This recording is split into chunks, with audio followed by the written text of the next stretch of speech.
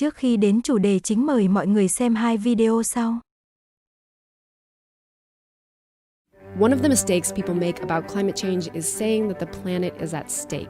Is it the last chance to save the planet from climate change? Tens of thousands of activists warning climate change is destroying the Earth. Biggest cause in Hollywood is saving the Earth. You know, climate change and all that. That's not really the right way to think about it. Earth has gone through immense climate changes many, many times before, in some cases leading to mass extinctions.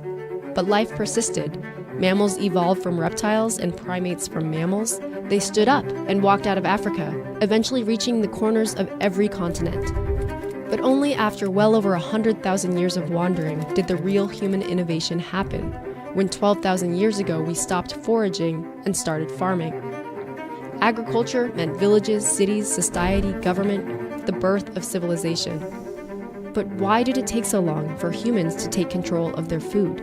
Well, if you look at this chart of global temperature change going back 100,000 years, you might notice something special about the last 10,000 years. That's when the climate settled into a period of unusual stability. It was on this ledge that human society developed, where reliable seasons fed more and more people, where knowledge accumulated and science began. Until eventually, inventors created machines that could unleash unimaginable growth and mobility. All they needed was fuel to burn, and they found it in the form of ancient forests, buried under dirt and compacted over 300 million years. With these coal deposits, humans unearthed tons and tons of carbon that had been locked away long before our species appeared. And that's how we began to disrupt the climate that birthed us, the climate that our food systems and infrastructure are built upon. After 10,000 years of temperatures that varied only within about 1 degree Celsius, scientists now say we're on track for 3 degrees of warming by the end of the century if we don't change course. Humans have been around for 0.004% of Earth's history. And of all of human history, the 200,000 years since our species began, we've had agriculture for just 5% of that time. We've had electricity for 0.07% of that time. The simple truth about climate change is that it isn't new to the planet, but civilization is. And here's what's even newer. In the past 100 years, the number of people alive has quadrupled, and thus so has the capacity for suffering. So slowing down climate change isn't about saving the planet, it's about us, about our vulnerability to a level of climate disruption that human civilization has simply never seen before.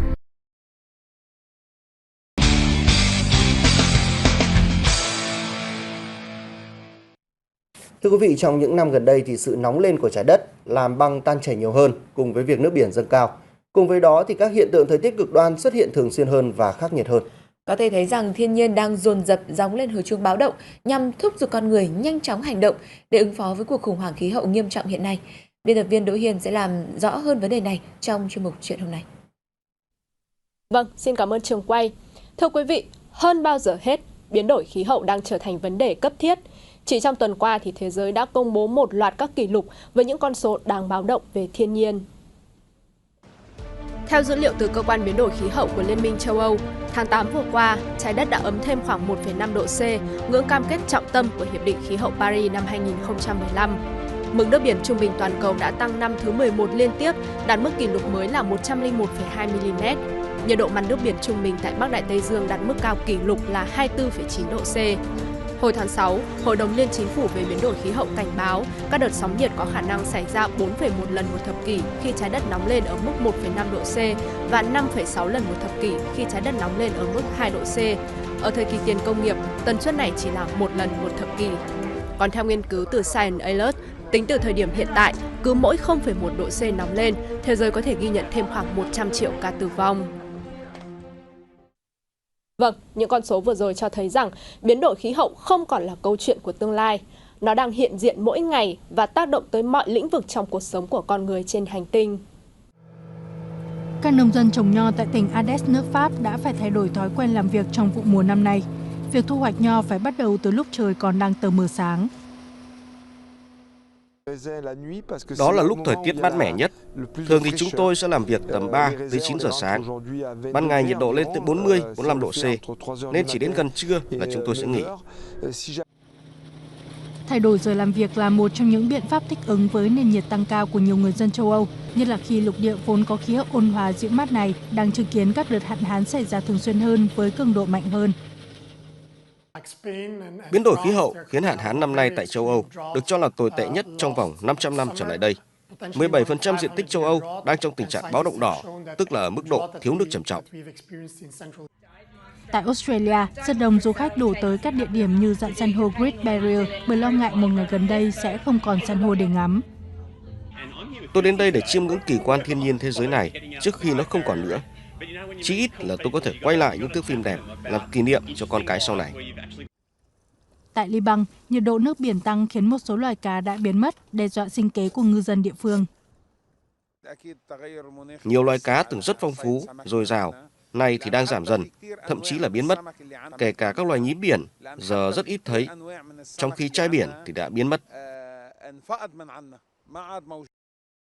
Đây chỉ là một vài ví dụ cho thấy biến đổi khí hậu giờ đây không còn là câu chuyện trên bàn giấy nữa, mà nó đã và đang tác động trực tiếp tới mọi lĩnh vực trong đời sống con người, như canh tác nông nghiệp, sinh kế làm ăn hay hoạt động du lịch.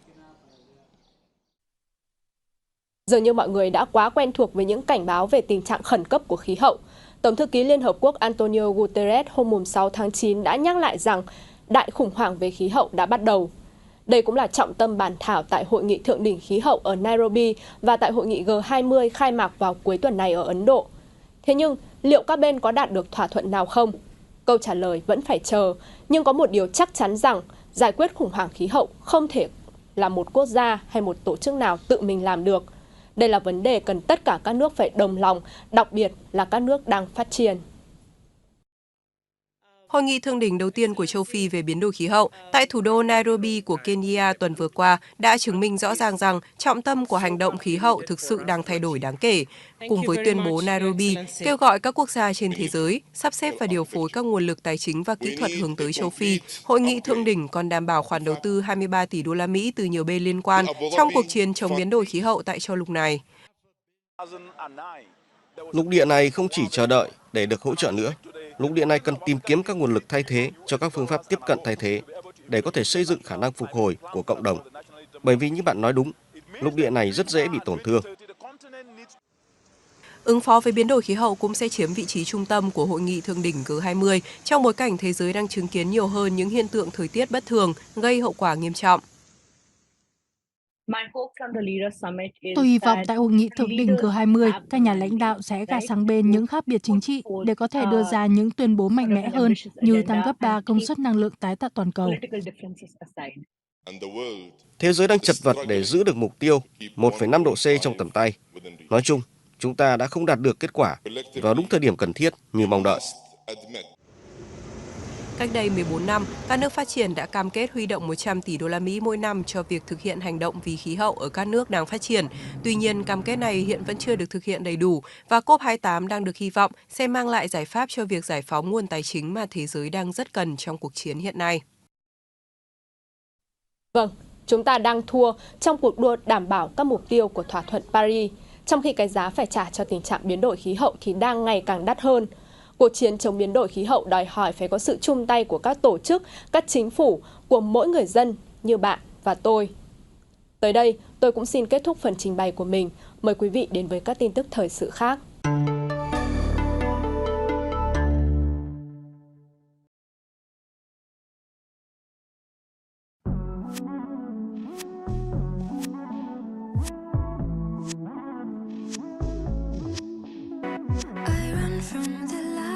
The fuel on the fire, I know I created myself. I know I can't fight the sad days and bad nights, but I never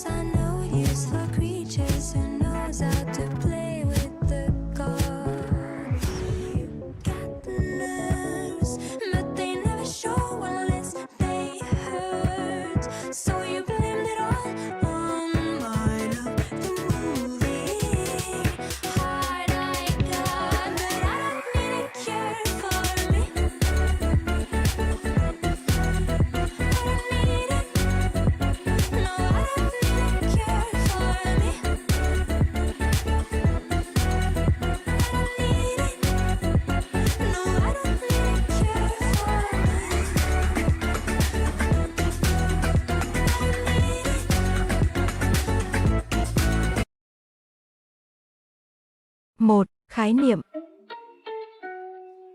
Hiệu ứng nhà kính là hiện tượng khí quyển trái đất giữ lại một phần nhiệt từ mặt trời, khiến cho nhiệt độ trung bình của trái đất cao hơn so với khi không có khí quyển. 2. Cách thức hoạt động. Ánh sáng mặt trời, bao gồm cả tia hồng ngoại, chiếu xuống trái đất. Một phần ánh sáng mặt trời được hấp thụ bởi mặt đất và các đại dương, làm cho chúng nóng lên. Bề mặt trái đất sau đó phát ra tia hồng ngoại trở lại bầu khí quyển. Một số khí trong bầu khí quyển, chẳng hạn như CO2, CH4 và N2O, có khả năng hấp thụ tia hồng ngoại. Khi các khí này hấp thụ tia hồng ngoại, chúng sẽ giữ lại nhiệt trong bầu khí quyển. Việc giữ lại nhiệt này được gọi là hiệu ứng nhà kính. Kể từ thế kỷ 18, con người đã thải ra một lượng lớn khí nhà kính vào bầu khí quyển do các hoạt động như đốt nhiên liệu hóa thạch, phá rừng và sản xuất nông nghiệp. Việc gia tăng khí nhà kính này đã làm cho hiệu ứng nhà kính trở nên mạnh hơn, dẫn đến hiện tượng nóng lên toàn cầu. 3. Hậu quả của việc gia tăng hiệu ứng nhà kính. Nóng lên toàn cầu, biến đổi khí hậu, băng tan, mực nước biển dâng cao, các hiện tượng thời tiết cực đoan ảnh hưởng đến hệ sinh thái và đa dạng sinh học. 4. Giải pháp. Giảm phát thải khí nhà kính, chuyển đổi sang năng lượng tái tạo, sử dụng năng lượng hiệu quả, trồng rừng, bảo vệ môi trường. Kêu gọi hành động, hãy cùng chung tay bảo vệ trái đất bằng cách giảm thiểu sử dụng đồ nhựa dùng một lần, tắt đèn, quạt, máy lạnh khi không sử dụng phương tiện giao thông công cộng, xe đạp, đi bộ, trồng cây xanh, tuyên truyền, vận động mọi người cùng tham gia bảo vệ môi trường. Bằng những hành động thiết thực của mỗi cá nhân, chúng ta có thể góp phần bảo vệ trái đất, bảo vệ cuộc sống của chính chúng ta và thế hệ mai sau.